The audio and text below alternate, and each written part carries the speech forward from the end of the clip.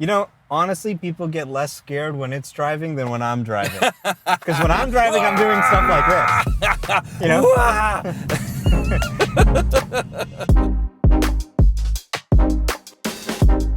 So I'm here with Omar from the Omar's catalog, and I have the chance to drive with him the newest version of full self-driving in a Tesla, version 12.4.1. One. That's right. So already the little bit bug-fixed version of the 12.4, which was, I think, unusable. Yeah, it's looking pretty good so far. Yeah, so we just like go somewhere. We are in the middle, I think, downtown San Jose. Yeah, that's right. Downtown San Jose. So let's go away from the parking manually. You think it would? it could figure out how to get out of here itself, Okay. probably. Wow, but that's not easy here. Let's see. I'm not even sure how to get out. I think maybe we gotta turn around. Let's turn around and then we can let it actually figure it out itself. Yeah. But can it it cannot drive backwards at the moment? Not yet, Not yet. but they're adding that soon. Mm-hmm. All right, so let's give it a shot in the parking lot, see how it my does. God. So I'll go ahead and turn it on. You can see it's starting to drive in the parking lot. You can see there's a car coming, so it's Yeah. moving over to the side. Yes. And it even puts virtually arrows in there. Right? How it thinks should be Yeah. the right way to drive. So now it's heading out. Really? Wow.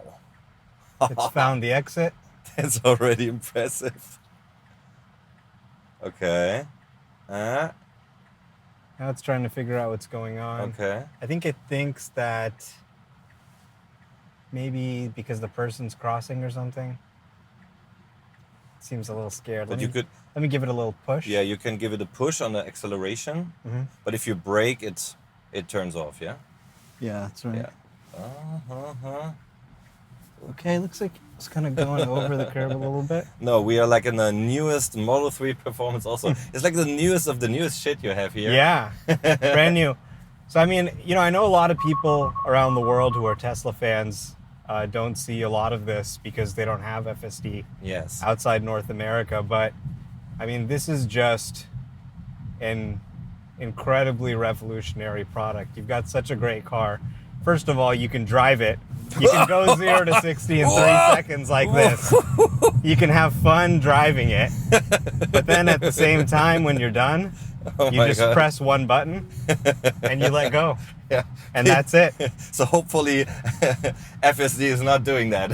Yeah.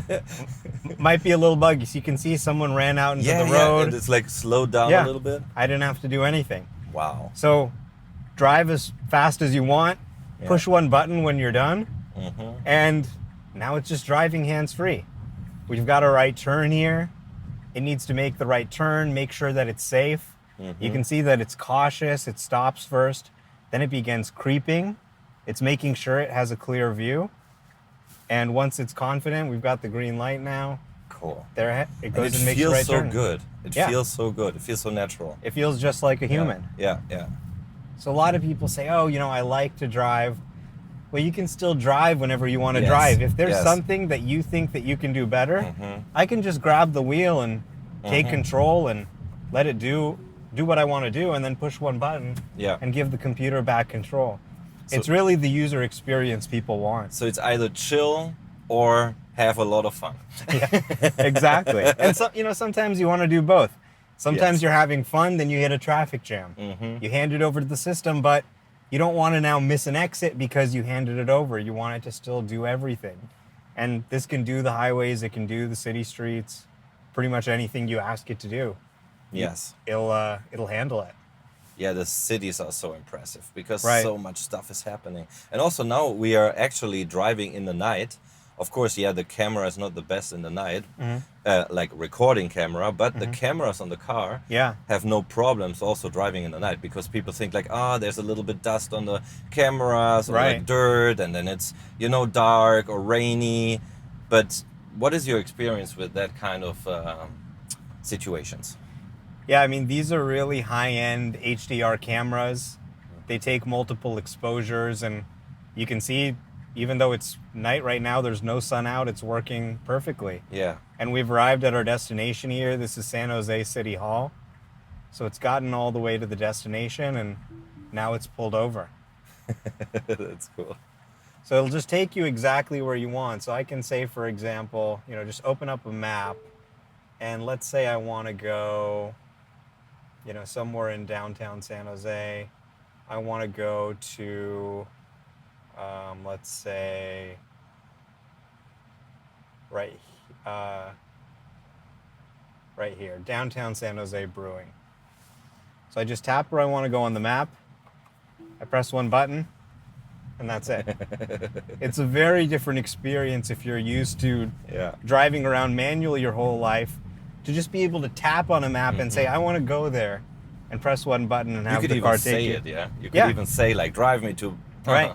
But then you still have to press one button. Well, actually, I heard they're getting rid of that too. Inconvenient.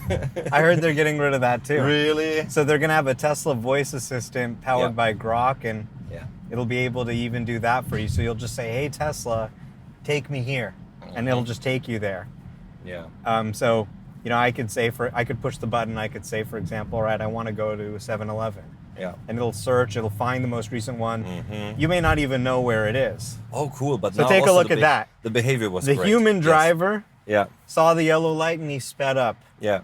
The computer saw the yellow light and it actually slowed down like it was supposed to. But interesting, the traffic light before, there was also yellow light, but it was like a very fresh yellow light, and it was driving through it because there was still time. Right. But this yellow light was already on a while, and then it stopped. Right. So that was really interesting to see the difference. That's the intelligence. Yellow doesn't always mean you have to stop. You have to assess the situation. Exactly. How far away am I from the light? How long is it going to take me to cross the intersection? How long until it turns red? So what seems simple, green means go, red means stop, what is actually very complicated, right? It takes a lot of human intelligence to figure out what's safe. And they've done a really good job at making it make the right decisions a human would. I mean, I think I probably would have gone for that. Yeah. This is an early build, so it's a little extra cautious. They're a little extra cautious with the early builds. But exactly like you said, you can see that judgment about when it's good to go and when it's good to stop. Because in the previous versions before 12, like 11 and everything before, it was all not all, but it was like pre-programmed into the system. So the developers had to decide, okay, if there's like a yellow light, better stop. So it would always stop on a yellow light. But this time, it's like, making decisions on the situation. So it decides, okay, this is a yellow light, I could like cross, and this is a yellow light, I should stop.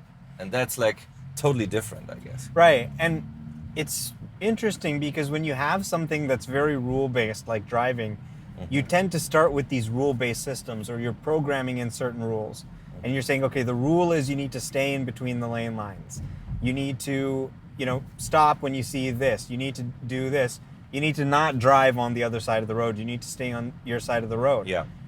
But in the real world, all rules are not black and white. There's gray. Exactly. Okay, yes, you have to stay in your lane, but if there's a bunch of junk in the lane, then it may make sense to go out of the lane. Yes, exactly. You need to stay on your side of the road, but if there's an accident about to happen, then it may make sense to go to that side of the road if it can avoid an accident, even though normally you want to do it. So deep learning is really good for this, where they said, we're actually approaching this problem wrong. We don't want to actually think about the rules. We want to just show it what humans do and let it learn the rules itself without us explicitly telling it. So sometimes it's more safe if you break the rules. Yeah. So I mean, sometimes you do need to break the rules. Normally a system wouldn't do it. Right. Yeah. Traditional computers that just do what we tell them, they couldn't handle a task like that. Yeah. But with these new systems, what Andrej Karpathy calls software 2.0, you can just learn from humans and you can learn that gray area. And it creates a system that is following the rules. Okay, so here you can see there's a car stopped and there's pedestrians. They're talking outside the car. It just navigated straight through them. How naturally and smooth other systems would be like, brake. Yeah. See what's happened. Exactly. Is the person from the left side going to the right side? Better wait. And it's just like... Yeah. A little bit slower went through. It's very easy as a system to see those people and think, oh my God, someone's crossing the street. I need to slam on the brakes. Yes. It takes a lot of intelligence to know the difference between someone who just happens to be standing in the road for some reason and someone who's actually crossing the street. And, you know, it's a small thing. It's a very fine line to tell that difference. Yeah. But it's the difference between a smooth, comfortable drive where you actually want to use the software and one where you turn it off and say, what a piece of junk. It slammed on the brakes for no reason. Yeah. So it's going to be very hard for others to catch up to what they've done here, I think. Yeah, because also you need all the training data, you need the training compute. And I actually, I'm dealing a lot with different car manufacturers because I'm testing all the electric cars from all the car manufacturers. And they have totally different problems than and totally different agendas than thinking about building up service centers for AI compute training. That's nothing they are considering. Yeah. That's far away from the decision makings. And that's what Tesla's doing. And so like this software now, this 12.4 is without the so-called nag. So that was my problem. Actually, I had this Tesla Model X rental, which already had 3 strikes. And after 5 strikes, you are not allowed to use the FSD for 1 week anymore. And actually, I somehow managed to get 2 more strikes. So I cannot do it because I had to pay attention. They wanted me to like put my hands on the steering wheel. I didn't get it. And here's it's much different. Yeah. Yeah. And I mean, I don't blame you because it's complicated. It's complicated to figure out how to use this system, how to touch the wheel. And that's really been because people needed to watch the system a lot more. It made a lot more mistakes. Now it's making so few mistakes. I mean, we've been driving. It hasn't made any mistakes so far. It's really getting pretty powerful. So now they've taken it to a completely hands-free mode, both on city streets and highways. So you can see, for example, I can say, take me to the SAP center. So I give it a destination, the SAP center, and I just push one button, and you can see that now I don't have to touch the wheel. And we're about 6 minutes away. I bet you we can get entirely there to the destination I just named without me touching a thing. So do you really see the big developments in every new dot, let's say like 12 dot something updates? Is like there really this big of improvement, like Elon is saying, like 5 to 10 times better with less interventions and stuff like this? Yeah, I mean, he's not kidding. I mean, you've just been seeing it drive here around San Jose. It's amazing. We haven't had any intervention so far. It's been doing really, all the driving. It did U-turns. It's unbelievable. Turns. I still don't believe it. Yeah. What I'm experiencing at the moment, actually. I mean, this is a technology that's going to change everything about the way we live, about how businesses run. Yeah. This is like before the smartphone. Yes. You know, when we saw this and we said, oh my God, this is going to change everything. Yeah. Apps like Uber, Airbnb, things that could have never existed pre-smartphone. Yes. They're now normal now. Yeah. And it's the same thing here. You see this, and this is really one of the examples of AI that is going to be one of the first major AI use cases that transforms our life, making us safer, doing the things for us that allow us to free up our mind and focus on the things that we care about and let the boring, monotonous stuff be handled by the computer. Yeah. All right, so you can see here it's now getting on the highway.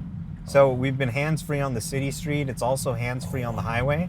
You can see it just get on the highway on-ramp so smoothly. It's so confident. Yeah, it's like a human. It's incredible. Wow.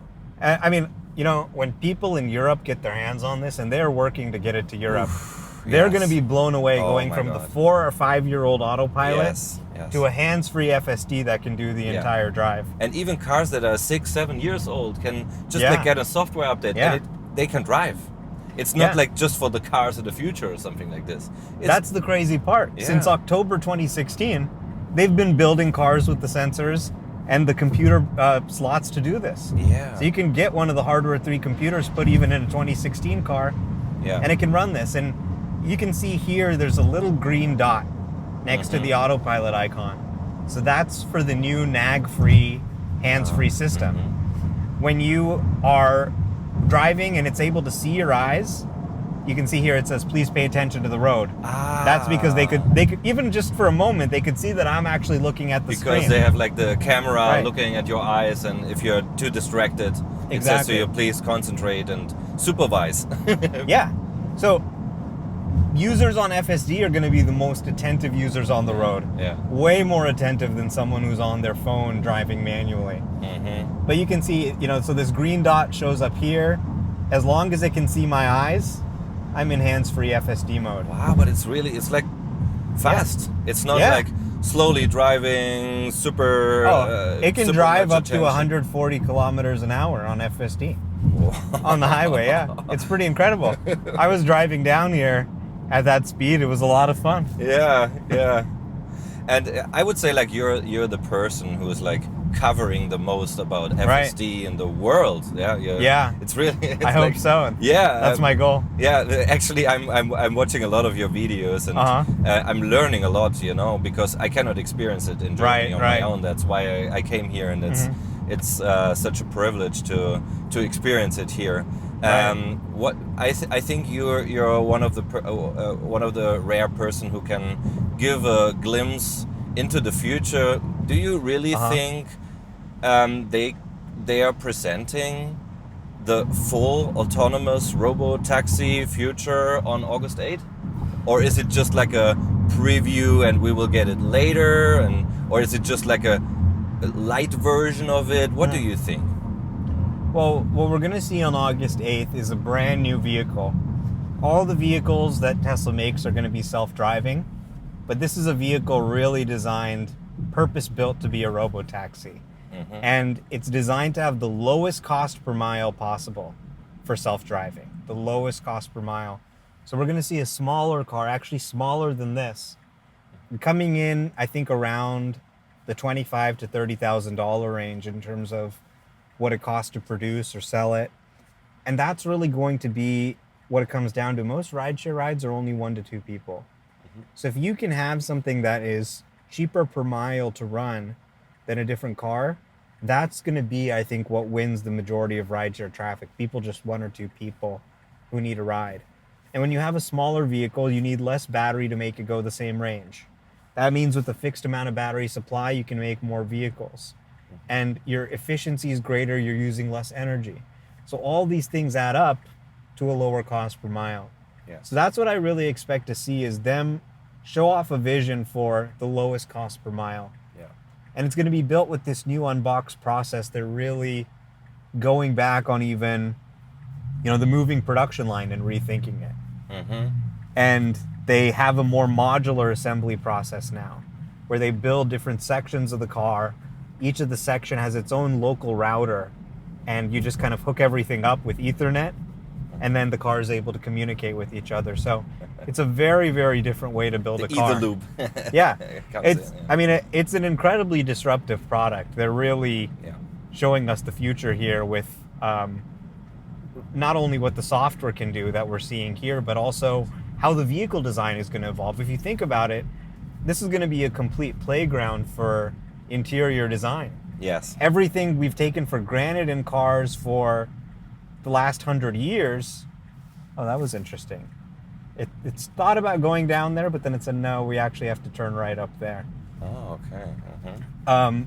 Everything that we've known about cars for the last 100 years, for example, the fact that we have seats facing forward. Well, that makes sense when you need to see what's in front of you, but in a world where you don't, then maybe that's not the case. All cars have windows and transparent glass. I think we may see cars in the future where you can actually turn the glass off and you can sleep if you want. So really have privacy. Privacy. Have privacy, have some darkness. Take a nap maybe. What do you think about the charging problem? Because I thought like, okay, then I'm driving, like, I'm from Germany, and then I'm living in Berlin, driving from Berlin to Vienna in Austria. But then it had to charge like maybe 3 times on the way on a supercharger. And then it wakes me up in my nice sleep and says like, please plug in the plug and it will charge, and then continue. Or will there be another solution? Well, I think the car is going to have to charge itself. There's no question about it. So there's a few different solutions. One is you could have some type of robot plug you in. This robot arm that they showed? Yeah, or some type of human operator. Okay, here we are now at the SAP Center. So there we made it to our destination again. So without smooth. any intervention, yeah. Actually, and also I feel so good. Yeah. I feel like super comfortable. You know, honestly, people get less scared when it's driving than when I'm driving. Because when I'm driving, I'm doing stuff like this. You know? The software is not going to scare you like that. It's a performance. You have to do it. Yeah, exactly. But, you know, that's what I love about this car. You can do both. You can have fun with it. And, you know, that duality, you don't usually see that in both. A great performance car that's also so high-tech and can drive itself. All right, we'll maybe do one more. See if we can trip it up. Let's see, what might be challenging? So Jan is still behind us? Oh, yeah. Yeah. And he has a Model X Plaid. He's been following us pretty well. I'm impressed. Oh, it's a Plaid. Yeah, it's a Plaid. Oh, wow. Okay, good. So he has... So he's even faster than us. He has the power. All right, let's see. What can I give it that would be challenging? Or maybe I'll tell it to take us back to over here. See how far away that is. Okay, about 10 minutes. That's cool. All right, so we'll do one more. Let's see. We'll tell it to take the surface streets, and let's see if we can get any interventions on this last trip. We haven't gotten any interventions so far. Let's get something interesting, hopefully, for your YouTube viewers. I think all of it is interesting, and also what we are talking about. So you think the software, the full self, when is full self-driving software kind of finished? Well, this year? Never. I mean, okay. I think they're always going to be making it better and better. So I think the question really is, when does it become safer than a human? In all circumstances? At that point, you know, development doesn't stop. It just starts in a way, because then it becomes so much more important. You're then working harder and harder to make it safer. But at the point where you see that when it's out on its own unsupervised, it's actually crashing less than a human, then at that point it would be silly to not allow it onto the road, because you're actually creating more crashes. And I think we're getting very close to that point. I think probably within 12 to 24 months, the model that can run on your car is actually going to be safer than a human in almost all cases. And again, you saw just what I'm doing when I'm driving. I'm flooring, I'm making these ridiculous moves, which, you know, as a human, I'm very capable. I can do that safely. But the car just makes good choices. It makes informed choices. It can see in every direction, which I can't do. You know, I, for example, will sometimes be in the car on FSD, and I see it just move to the left or move to the right, and I go, why is it doing that? And then I just see a motorcycle speed by. And before I even noticed that there was a motorcycle coming, it had already moved over and giving them space. Because it has 8 eyes. Right. And not eyes, just 2. And eyes in the back of its head. And you know what else? It actually has more than 8 eyes. It actually has 48 million eyes. Oh, yeah. Because there's the whole fleet. 6 million cars times 8 cameras.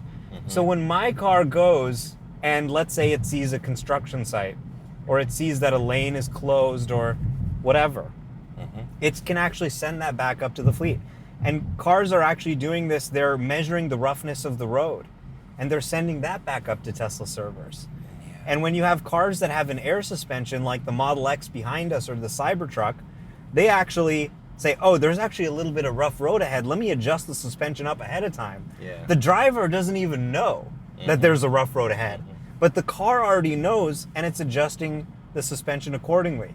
So it's going to be able to make way better driving decisions. Before you even know about the problem, it'll be responding to it.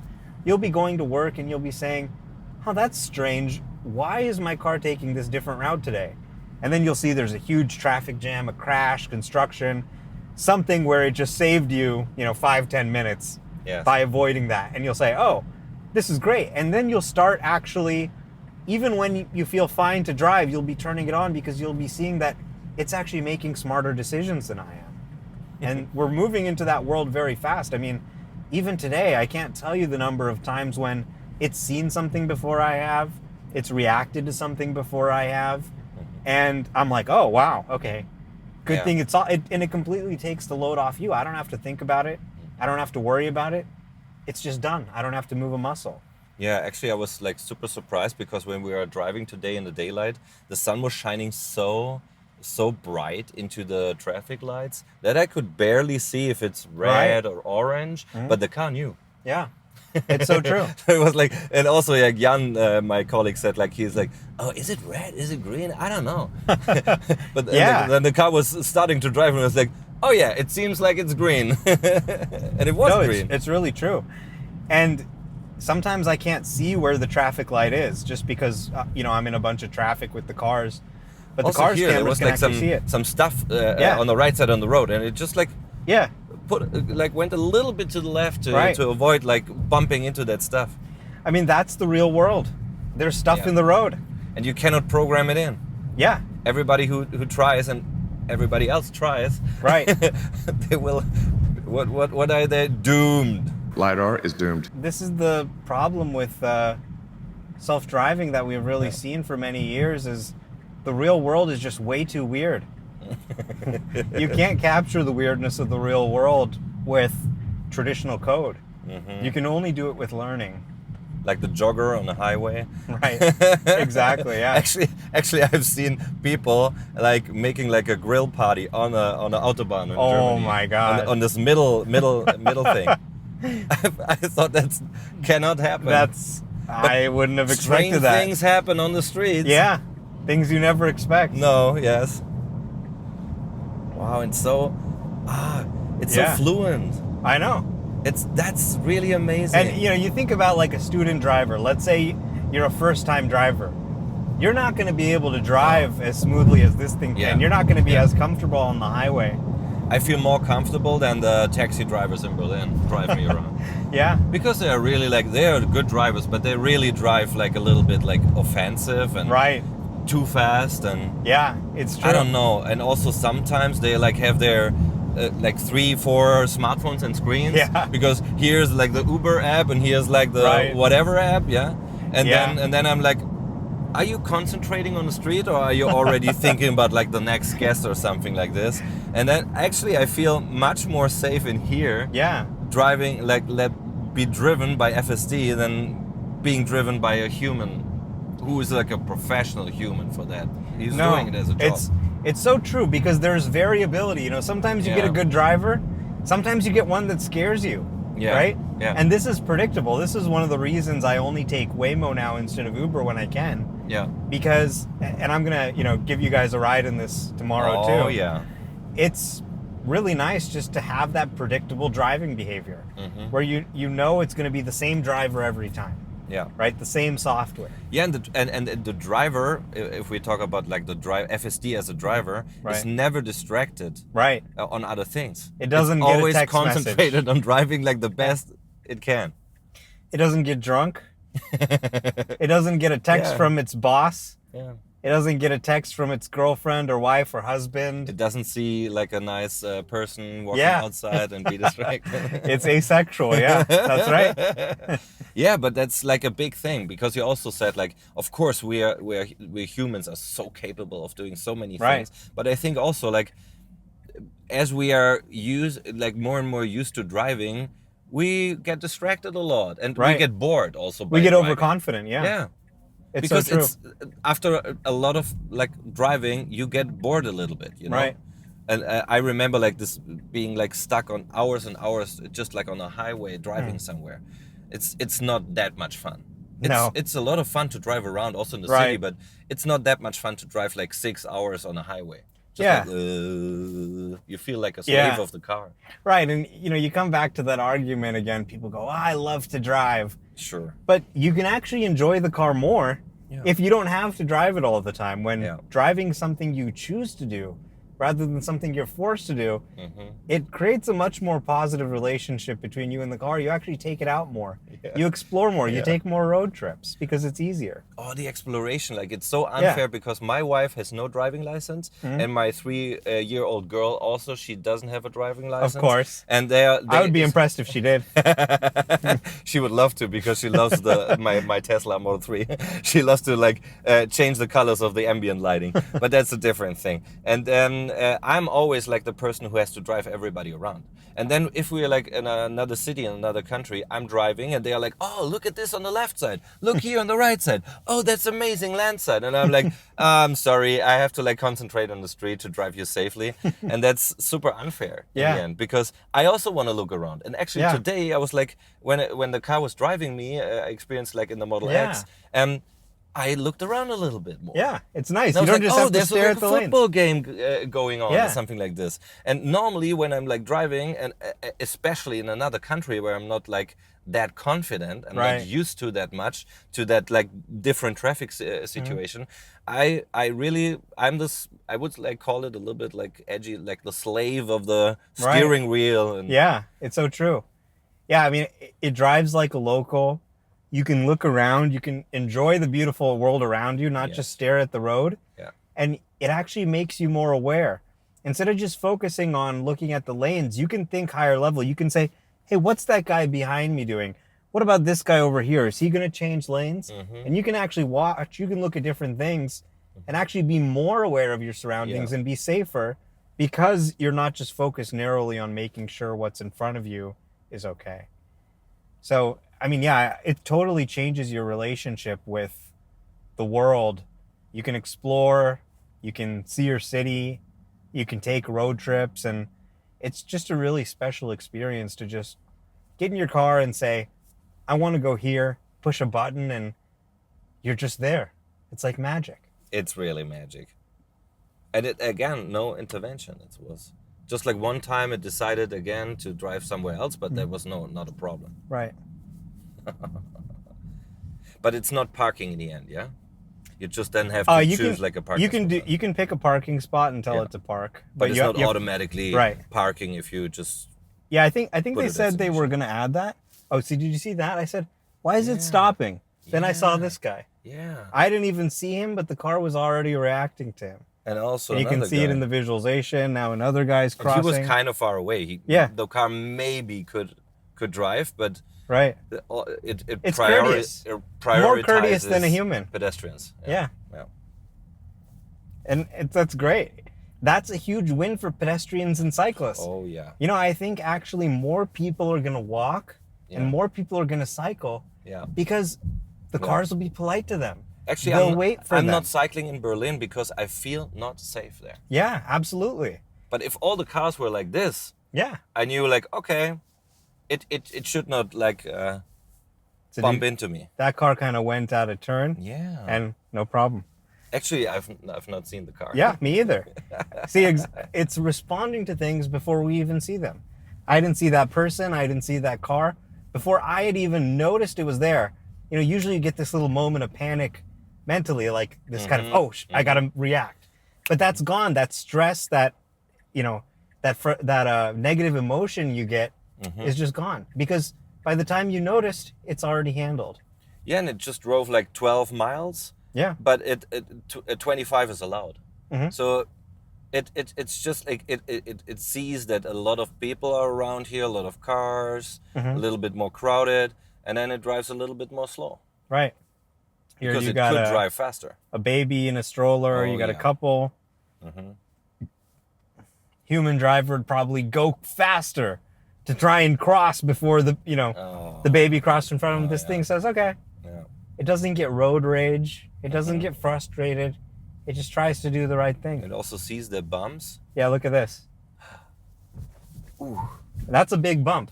And it slowed down to a good level and you wanted to slow down because you have a Model 3 Performance and with a good suspension. It should not be killed by that. I think you'll be okay on that speed bump. We've put it through worse when we've been in the car together. So. Oh, I have like a memory. Long time ago. All right, so we're coming up to our last destination now. Yeah, that's perfect, man. That was really... Yeah, so no interventions. That was much better than in the Model X, I have to say. Well, this is the new version. So it's going to be rolling out very soon, probably by Friday. I think it's going to start rolling out to more people. But I think people are going to lose their minds to have hands-free FSD for the first time after all these years of working, really 8 years since they started working on FSD almost. And now for the first time, we can actually use it hands-free. And what's next in the next year or two is eyes-free, where it's not even telling me watch the road. Instead, it actually is going to say, hey, you look tired. Why not take a nap? I'll handle it from here. Oh, my God. Oh, my God. But I think people need a lot of time to do that for the first time. But that's okay. You know, I think actually people get comfortable surprisingly quick. Yeah. So look at this. It's pulling into the parking lot here. Wow. See how gently it pulled in? Yeah. And then now let me show you the parking since you asked about how that works. All right. So let's see. What's it doing? And that's really narrow here. Yeah.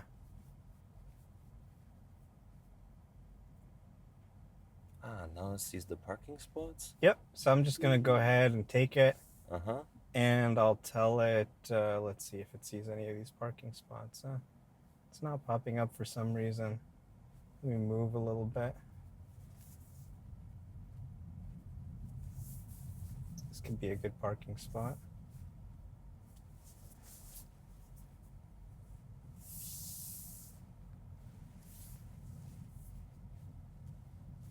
See, okay, there. Now we're seeing some pop up spots. Then you just tap on it. But yeah, let's see. Maybe because it's dark, it's not seeing them. I don't know. Yeah. Let's see. Maybe we can try swinging around again and do some of those ones back there. But you know, maybe it needs to get a little better at seeing parking spots. But that's also quite new feature there. Yeah. Yeah, this is pretty new. Okay, let's see here. Here, oh, there we go. Well, there's like kind of a divider in the way, so I don't maybe know. Like to the right there. It thinks like it's a street. It's not. It's not sure. Yeah, you it's can a little see confused. That, okay, here. there you go. Here's a lot. A lot of parking going on. Yeah, so now I can pick whatever spot I want. So let me go ahead and say park right here. So pick the spot.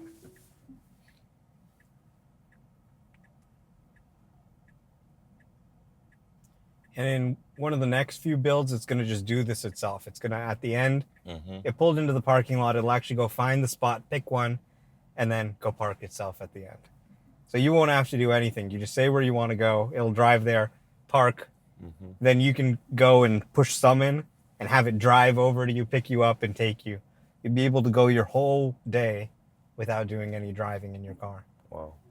You can really see that, like, little pieces all come together to this whole vision of full self-driving. Omar, thank you so much. And that was like a of course. I always love showing it to people because I mean this is going to change everything. Cool. Yeah. And you know, it seems like magic, but what it really is working for many, many, many years. Working hard. Yes. As everyone was laughing and saying, "Oh, you can't do it.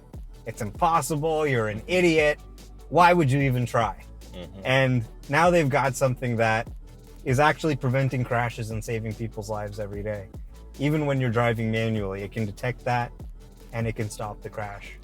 And, you know, I just think the team that's working on this is just incredible. And it's being so underestimated right now. People have no idea. I mean, this is probably, I think, even bigger than ChatGPT near term. I think it's one of it's the biggest innovation that I experienced in my life. Absolutely. Well, thanks so much. Thank you so much. It was good to see you again. Bye-bye. Wow, that was cool. So cool. That's really amazing. Oh my God, I have to come to this robotaxi event. I have to come. it's like so. Well, no interventions. Nice. That was so amazing. Yeah, was it? It was perfect. The car did drive so good. Nice.